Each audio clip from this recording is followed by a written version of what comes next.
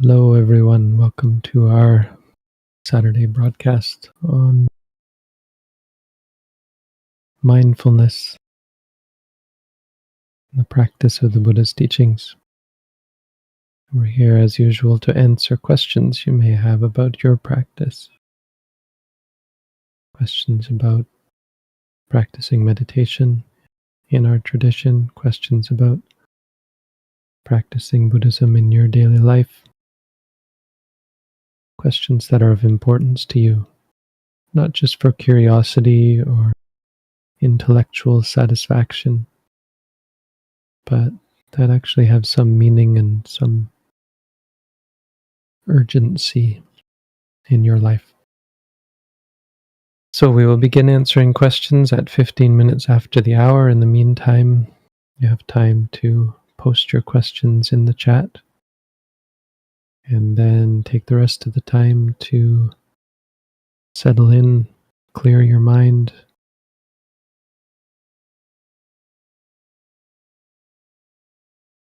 and stay mindful. We'll be back at 15 minutes after the hour to begin answering questions.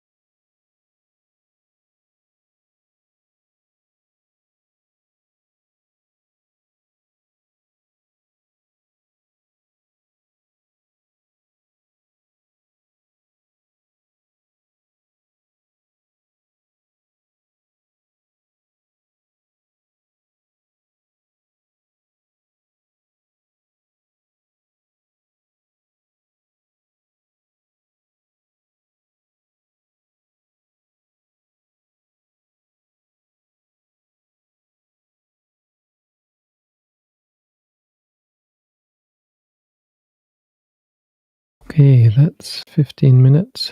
We're back.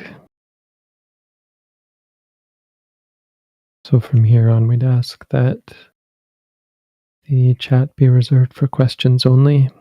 If you have questions, again, post them in the chat anytime.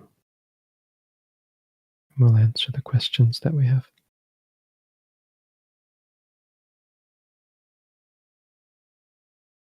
Thank you, Bhante. We do have questions. When I do the mantra in my head is too loud to focus instantly on the object, and when I say it quieter, it is better to focus on the object. Is it okay to do it like that?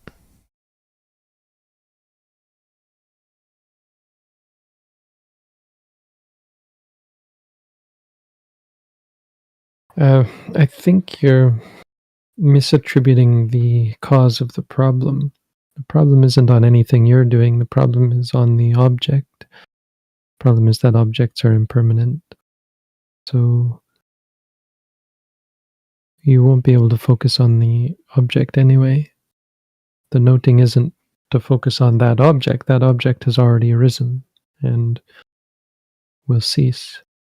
So seeing that when you note that the object is no longer there is, or that you're no longer, there's no longer the awareness of the object, is important.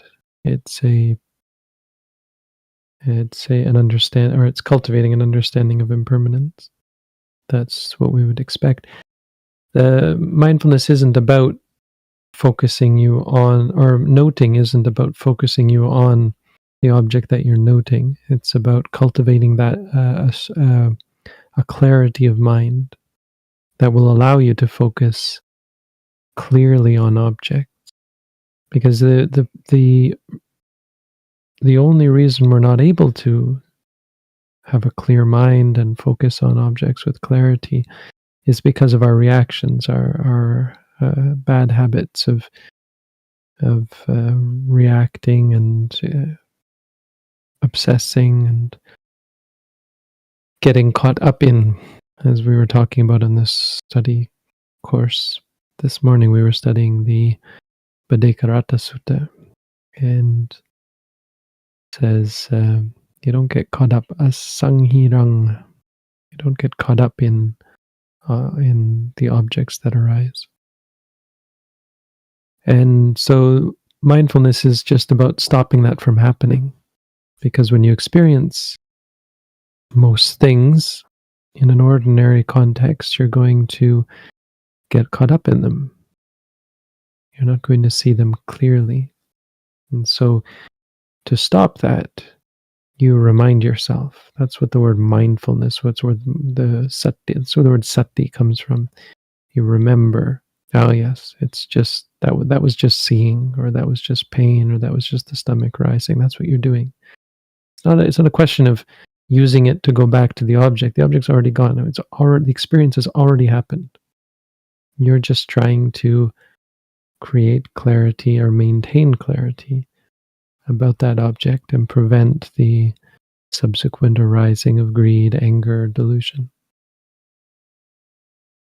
So, I mean, the mantra can't be loud or quiet, but trying to condition it in some way is the wrong attitude, because that's control. That's trying to control things. It's trying to force things to be a certain way, trying to create a better result. It's the I don't like the results of my practice. I'm going to try to make them different, which is the sort of the antithesis of mindfulness.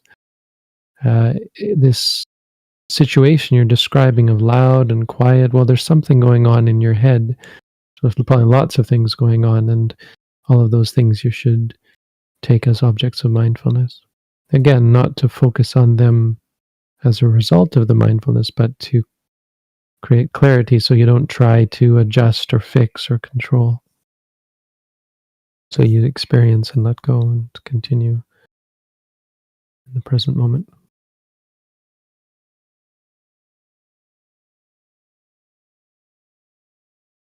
Growing up, I developed anthropophobia.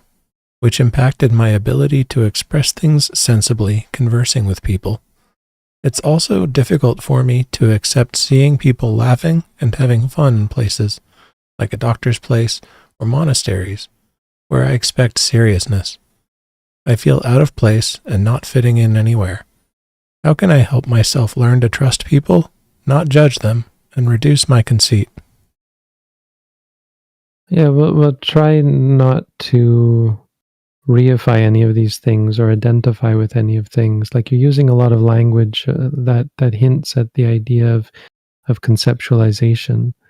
Like, it's fine. I mean, the language is language, and we have to use that language. But so I'm not accusing you, or I'm not sure. I don't know your situation, but I would caution you to look at how you perceive these things, because you're creating narratives, and those narratives have the potential to take on a life of their own. You reify them. You turn them into a thing. Like anthropophobia, just a word. It doesn't encapsulate reality. Reality is moments. So it's okay to use it. It's fine as a description, but be clear that you're just using that for our sake, for my sake, to express to me, and that you're not clinging to that. You're not identifying, yes, I have this problem, and you've turned it into a big boogeyman for you. Because the moments of experience are going to be more complicated and more interesting. I mean, the main cause is going to be ignorance and delusion, the lack of clarity, the lack of familiarity, the lack of understanding about the experience. So all these things you're describing are complicated. There's more than one, there's at least, well, there's multiple mind states that are going to be involved with these things that you're describing. Conceit, feeling out of place, judging people for the way they act, criticizing them in your mind, phobia, which is fear. So try and focus on what actually arises in the present moment, instead of creating narratives about who you are and what you are and the problems you have. You can't help yourself. Yourself doesn't exist. So how can I help myself? It can't be done. There's no self to help. I mean, that may seem trite or nitpicking, but it's important that you're clear on that before you try to fix the problem or try to approach the problem. And so the answer is pretty simple. If you cultivate mindfulness, you'll have better clarity, and you'll be better able to deal with all of these things that arise, all these problems that you're noticing. But try and notice the experiences individually, instead of creating a narrative about who you are and so on. Who you are, who you were, who you've been growing up. Like, remember this morning we just talked about this. Adita nanwa kamiya. Don't go back to the past. It's just creating, it's reifying things. You give things a life of their own, and you can't fix that. It's because it's not real. You can't change something that doesn't exist, right? So when you say, I have anthropophobia, focusing in that way is a dead end, because it doesn't exist. It's not a reality. What really exists is the moments of fear, the moments of aversion, and so on. So try and describe it to yourself like that. There are moments. These are the moments that are arising, and of course, that's what mindfulness is for. You say to yourself, disliking or afraid, and only when it comes up. Don't have any preconceived ideas of who you are and what you are and so on. That would be my main advice for this.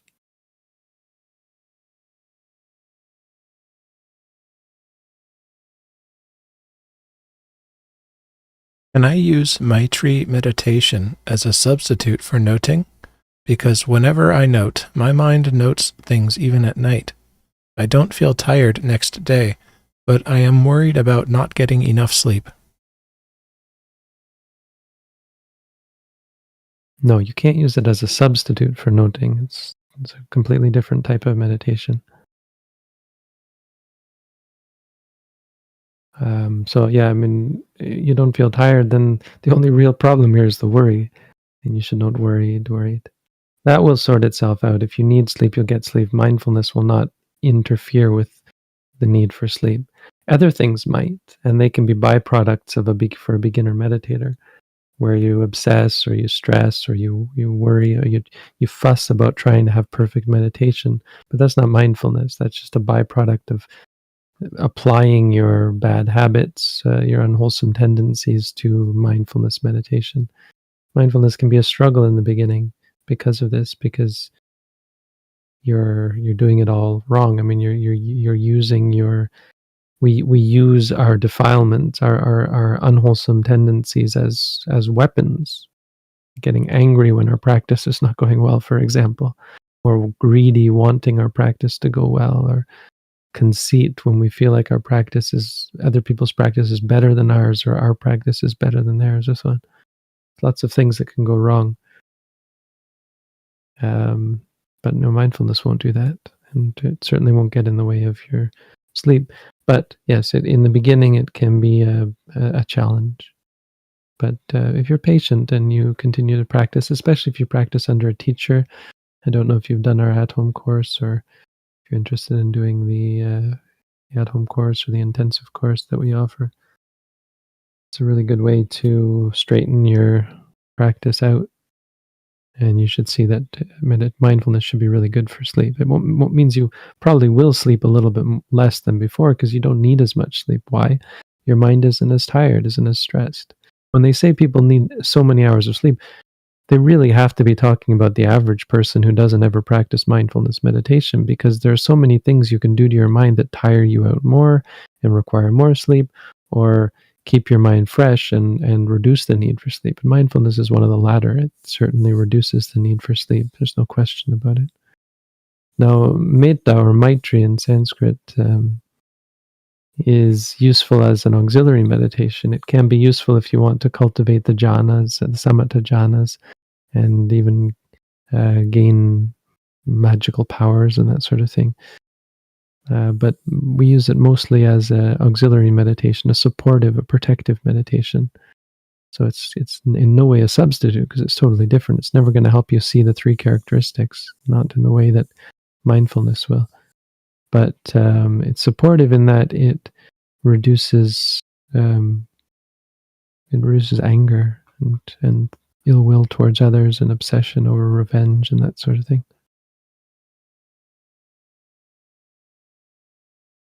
It strengthens the mind as well, so it's a good support.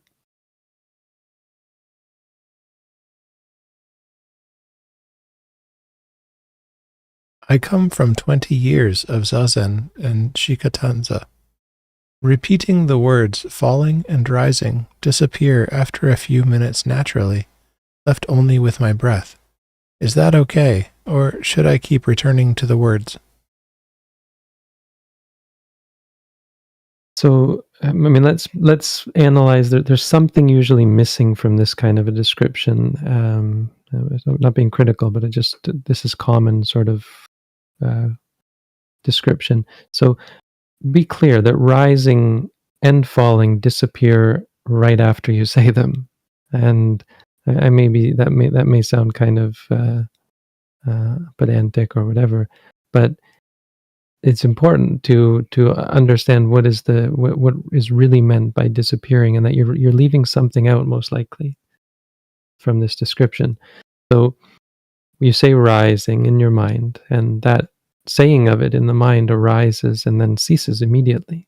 So when you say they disappear, that's not quite accurate. There's something else going on. It's usually the mind becomes very still or quiet. If you've done 20 years of zazen and other types of meditation, there's no question that's a likelihood of possibility for arising. So there'll be a quiet, or there'll be a calm, there'll be a stillness of mind. And there can also be a attachment to the calm and the stillness and the smoothness that comes from giving up the noting. The noting can be quite jarring. It's meant to be jarring. It's meant to pull you out of your rut of well, even calmness can be a rut. Even stillness of mind can be a rut. Not exactly, but it's hiding something. And there's no reason really why the noting should be jarring and should be a disruption for your calm and peace, except that the calm is a dependent sort of calm. It's dependent on you stilling the mind, you avoiding any kind of mental activity, like the energetic activity of noting. Noting is benign, right? There's nothing evil or horrible or upsetting about it, but it can feel that way. So likely what you're experiencing involves that, where it's a disturbance, and because of your familiarity and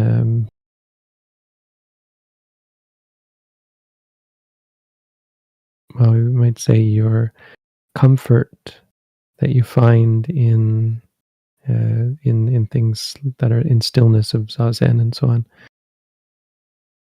that it's going to seem undesirable to continue with the noting, which is an energetic and it's a disruptive force, and it's something that will show you this potential for preference for the stillness. It'll show you the aversion towards having to call up, having to summon up the awareness, the clarity that this is this and this is that, again and again and again.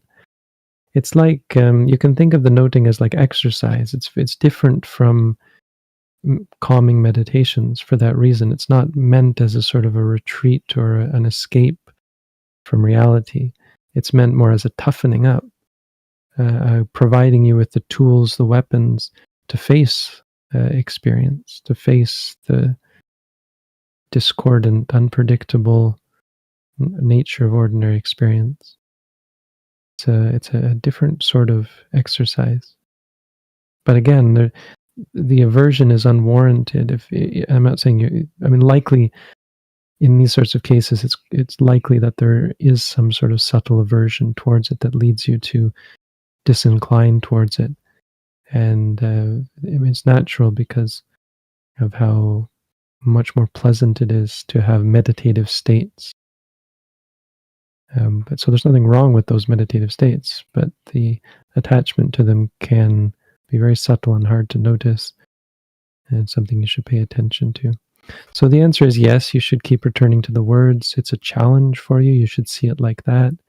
It's disruptive, and it's going to show you your potential partialities. And that's what it's designed to do, of course. It's designed to show you all your partialities. If you're partial to not saying the words, then it's in your interest to learn what happens when you do say the words. That's generally how it's going to go, because if you're accustomed to being peaceful and calm and tranquil of mind, saying the words is not going to be much fun, not going to be enjoyable until you can create the sort of flexibility. I mean, that's what it's trying to cultivate, is a lighter, more flexible, more what's the word, asanghirang asangkupang, as we were studying this morning, where you unwavering state that is not disturbed when things are disturbing. It doesn't need to be in a tranquil state to be at peace. You can be at peace when the mind and the body and the world around you are in disarray and chaos.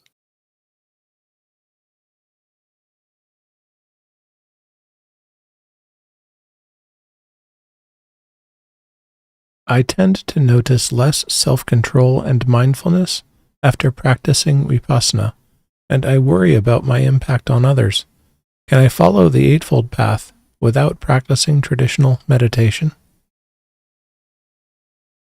Well, I don't know what you mean by vipassana. I don't know if you're practicing our tradition or some other tradition, but I'm not suspicious that wouldn't happen in this tradition, because it is true that in the beginning you're going to incline, or you're going to face the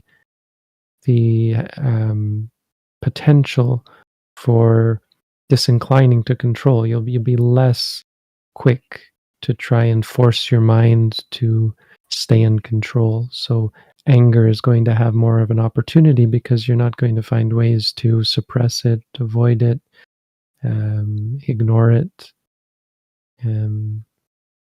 or dull it with drugs, alcohol, entertainment, etc., etc. You have to face it, you have to taste it, and so in the beginning, it can be quite powerful and can lead to outbursts and so on. But to some extent, those outbursts even are important to see. It's important to see how you get out of control. It's important to see how out of control things like anger are. If you don't ever see that, you'll just keep lying to yourself that you're somehow in control until it blows up anyway. I mean, it doesn't make it any better to try to control it. It just makes it more twisted and perverse and complicated, and you develop these complex defense mechanisms. But this is why we have courses in meditation, why we have intensive courses to provide you with the opportunity to make yourself a lab rat and have unadulterated access to your emotions without any fear for repercussions. You can face them, you can taste them, you can observe them without having to be concerned with how they're going to affect your daily life. So yeah, and there's not really a case where an average person could follow the Eightfold Path without practicing meditation. It's very much caught up in the practice of mindfulness. So I guess I would just ask you, encourage you to reevaluate your concern for self-control and try and appreciate the benefits of coming to terms with the things that are out of control and learning how to live a life that is that adapts to things that are out of your control. If you're reliant and dependent on control, you're inevitably doomed to suffer disappointment and dissatisfaction because reality isn't under your control.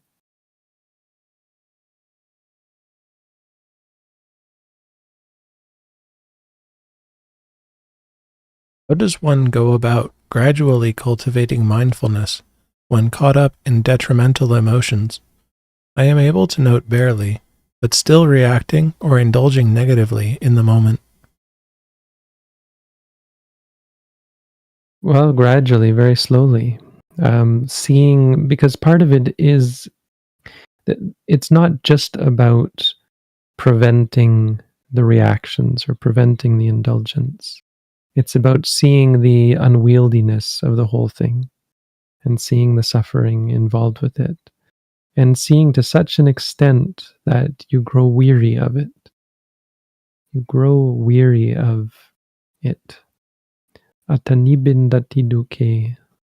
When you see it clearly, and the more clearly you see it, the more weary you become, the more tired, you get tired of it, disenchanted. You lose your excitement, positive or negative excitement. You lose your excitement in good things, you lose your excitement about bad things like fear or anger. You just get tired of it all, tired of samsara. That's what leads to letting go. That's what leads to freedom. So gradually is going to be like that. Now, if you really want, it can't be gradual.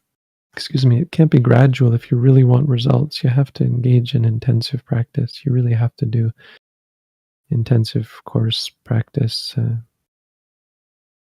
really get clear and immediate results or rapid results. Otherwise, it's going to be a long and winding road, which is valid,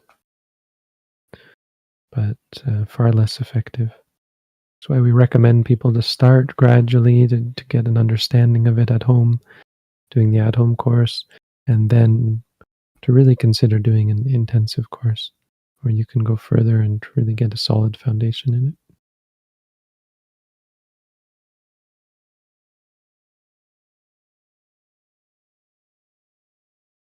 We say that we are not under our control. Is it under our control to be mindful? We say that realities aren't under our control. They're moments. Being mindful isn't under our control. I mean, we don't exist, so it's just, you can't look at it the way you're looking at it. I mean, these questions this statement and the question are not really valid, either as a statement or a question. You have to look at reality as moments of experience, and you have to see that those experiences are impermanent, suffering, and non-self. Part of the non-self means they're uncontrollable. It's just really just a different perspective that doesn't even admit the potential for control. All it means really is seeing clearly, watching things arise and cease, and seeing that that's the nature of reality. It's really just about being in touch with reality, seeing clearly, seeing that, like when you're typing on the keyboard, when you typed out this question, the reality was not you typing out the question.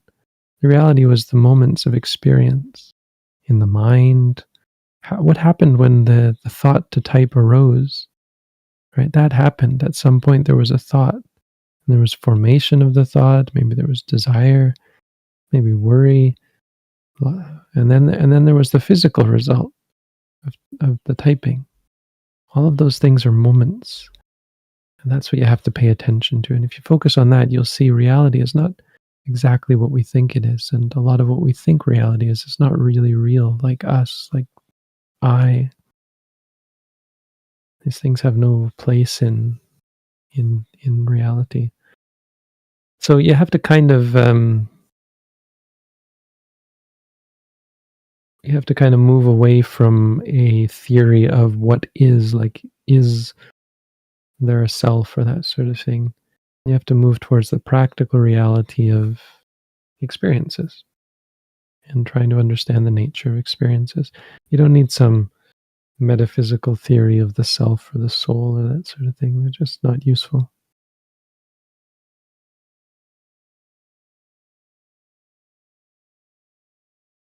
Is it advisable for lay people to practice any of the dhutangas? Yes, absolutely. There is a list of dhutangas that are practicable by lay people. Some of them are not, of course, like the one about wearing one set of robes.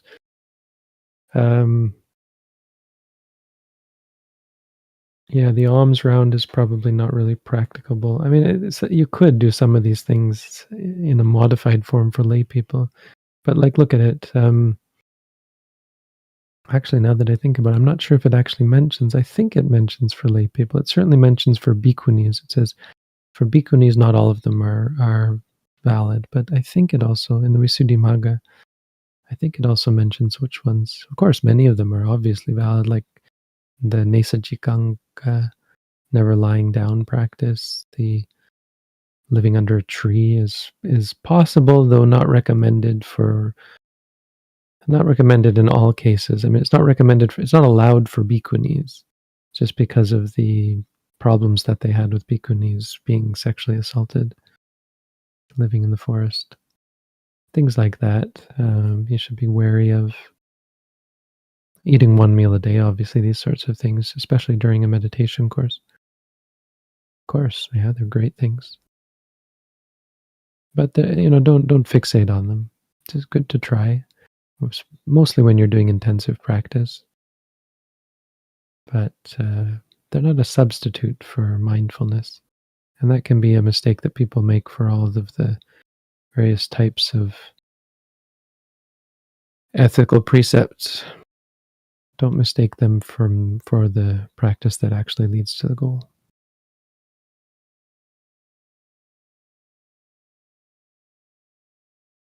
Could you please explain what is a concept versus reality?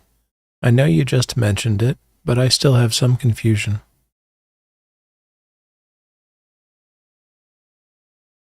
A concept is a thing. It's it's an idea, but the problem is that things are all ideas. Things don't actually exist. A concept is something that doesn't actually exist. That's really about it. So Paris doesn't actually exist. And by exist, we mean, we have a specific meaning of the word exist. We mean is a part of experience. That's really it.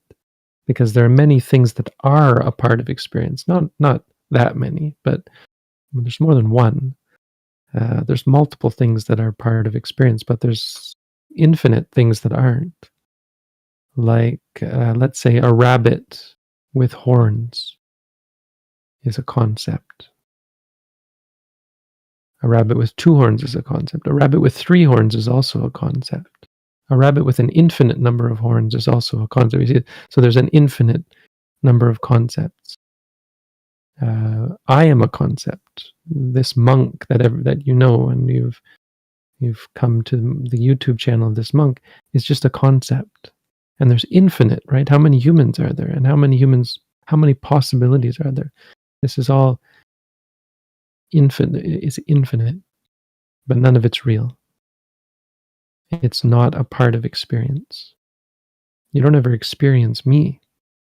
What you experience is sound, touching the ear and creating experience in conjunction with the brain and so on.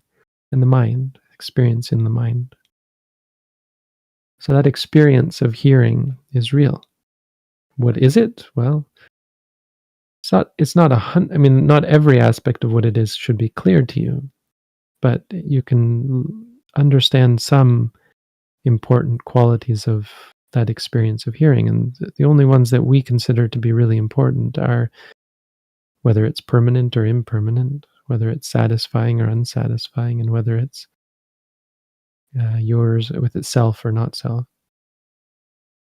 Another thing about concepts is they are kind of a self. Most concepts are a certain kind of self, in the sense that they have selfness. They have an entity to them, like what we call an entity. A human is an entity. One human, one entity. But reality isn't entities. It isn't the same kind of thing, in that it's momentary, it's ephemeral, it's kind of illusory almost. I mean, it's something you can't grasp at. It arises and then it's just gone. The only way you can grasp at it is if you conceptualize it. You create the idea that, oh, that's a man sound or that's a woman sound, and you make something out of it, and you get the idea in your mind of a man or a woman or that sort of thing.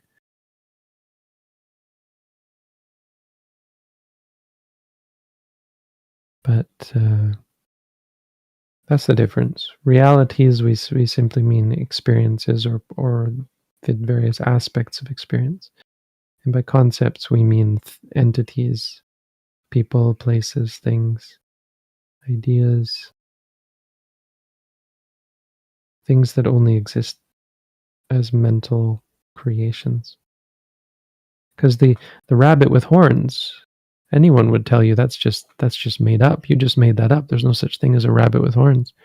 You just made that up. That's not real. But the same can be said for me, for this monk, Yuta Dhammo. You can say the same thing. I'm just made up. Made up by my parents when they saw me. Well, they see me as a monk, but made up by the totally conceptual ceremony that led to my ordination. All of that is just concepts. There's nothing real about the ordination. It's not what's actually happening is sound and physical movement, and putting on the robes is still just physical experiences. I mean, all of that is real. But the robes and the monk and the bowl, none of that's real. All of that is you just made it all up in your mind. We just make it all up constantly in our mind. It's not what we're actually experiencing. Now, if it's still not clear, if it's still hard, then I would say there's no way I can explain it further than that. Because the real reason why people struggle with this is not because they don't have a good explanation. It's because of lack of depth of mindfulness practice. If you practice mindfulness, it becomes quite clear the difference, because you actually get to come in contact with reality. Well, that's not fair to say. I mean, that sounds kind of mysterious and esoteric. You become familiar with reality, but it is kind of profound. You come in contact with what's right in front of you. So to bring it down to earth, this isn't something esoteric or mysterious. You just get in touch with, we might call it, you get in touch with your roots, but not in the way we say that in English. Normally that means something very different, but it is our roots. Get in touch with the roots, what you're rooted in, what everything is rooted in, just to get in touch with the momentary experiences that arise in the present moment.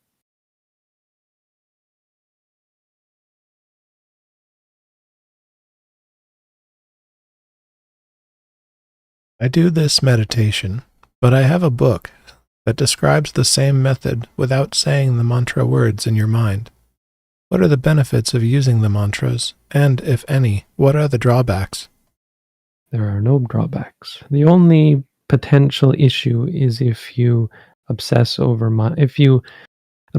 mantra unrelated to the actual experience. And people can really get wound up in mystical mantras. Like you can use mantras to try and create something. Like if you feel unhappy and you say to yourself, happy, happy, because you want to be happy, right? That can be dangerous. So that's not a drawback. But well, you could say it's a danger if people get that lost and misunderstand the practice to that extent.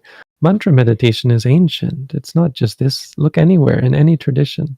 You'll find mantra meditation everywhere. It's because words are powerful. The benefits are that it's concrete. It's an actual practice.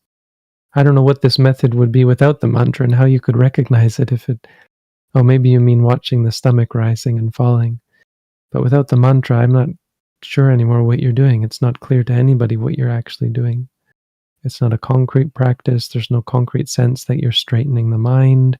You're not strengthening your sanya. You're not initiating this what is called the proximate cause of mindfulness, tira sanya.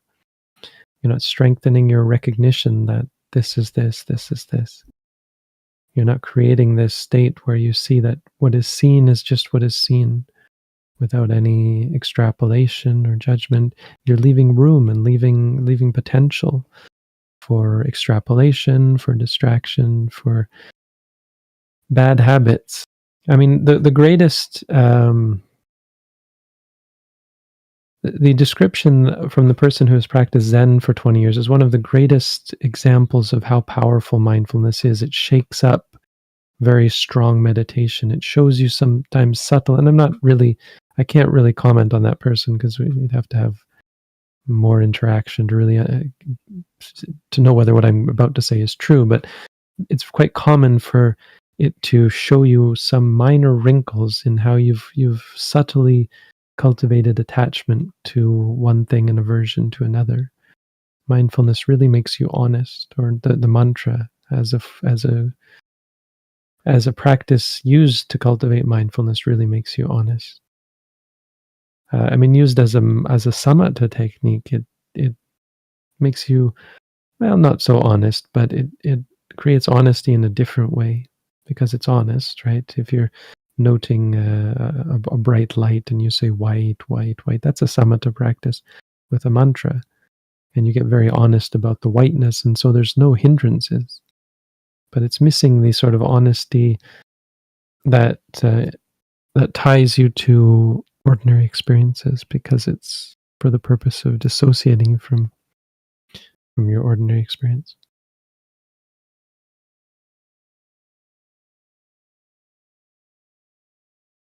Sometimes after I note something, there is a feeling of joy, like an incredible burden being lifted off my shoulders. This has been happening more frequently. Is it to be expected? It's a great sign. It's a great sign of some greatness in you, that you have this joy, this potential for joy, and that you have the clarity of mind to see, and not just to see, but to practice to with such strength that you see the results. It's not that uncommon. It really is how mindfulness should feel, especially if you're sincere and dedicated to it. So, for those of you who are unsure and listening, listen to this person. Someone is now anecdotally giving us an example of that is quite common to hear. Um, but and it's not really a but, it's just the caution is to know that it is still possible to get attached to these pleasant states and to over associate the one with the other and to think that somehow you can expect that result every time you note, which is not precisely the case.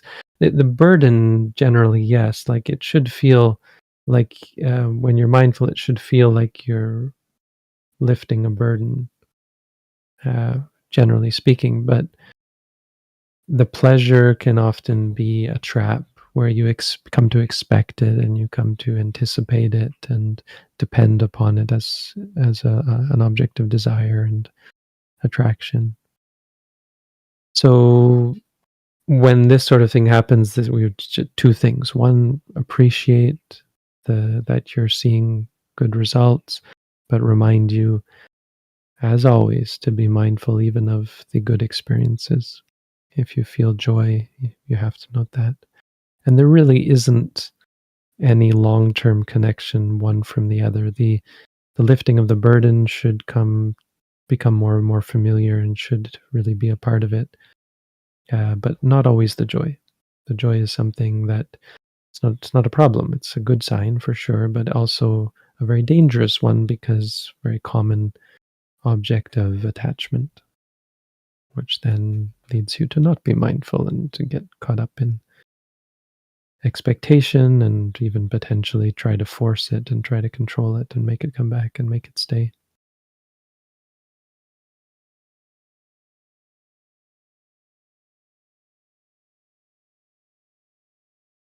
What are qualities of a good meditation teacher?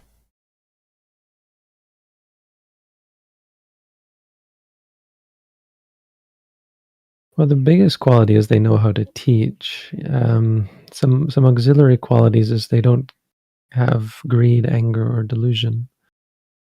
I don't know whether I should put those. I mean, obviously, if you can find someone who has no greed, no anger, and delusion, that's the best you can do.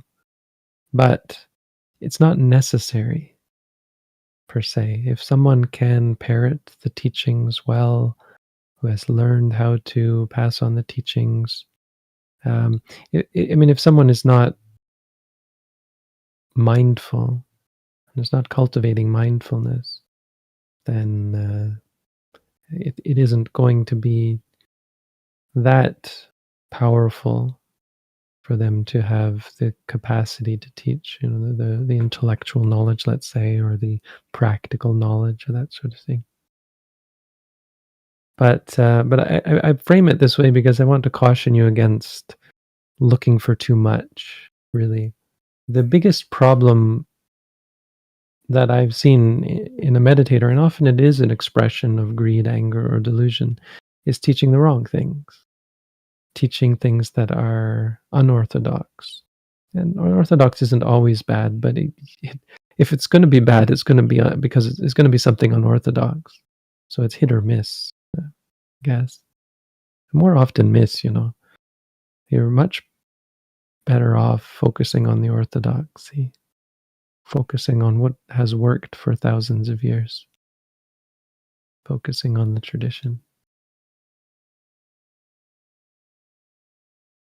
Usually, and just be able to analyze the instructions, be able to understand what is being taught, and be able to see any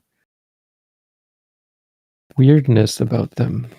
Like if someone's teaching you all sorts of ritual and telling you the importance of things like ritual, or telling you the importance of things like pleasure, telling you to avoid pain, that sort of thing. I mean, there's sort of danger signs, but it wouldn't be so much about like um,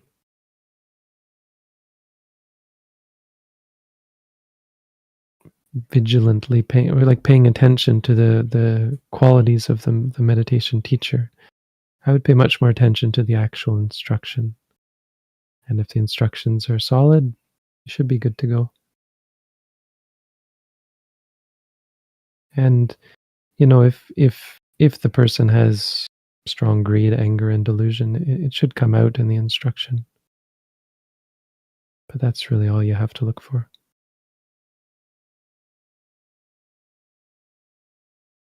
Thank you, Bhante. That's all the questions we're prepared to ask today. Okay, thank you all. Good questions.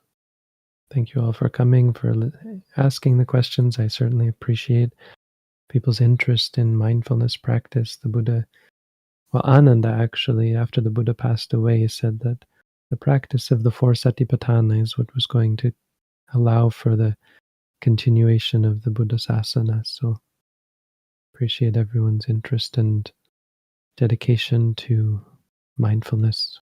So I wish everyone, may we all find peace, happiness, and freedom from suffering. And may you have a good week.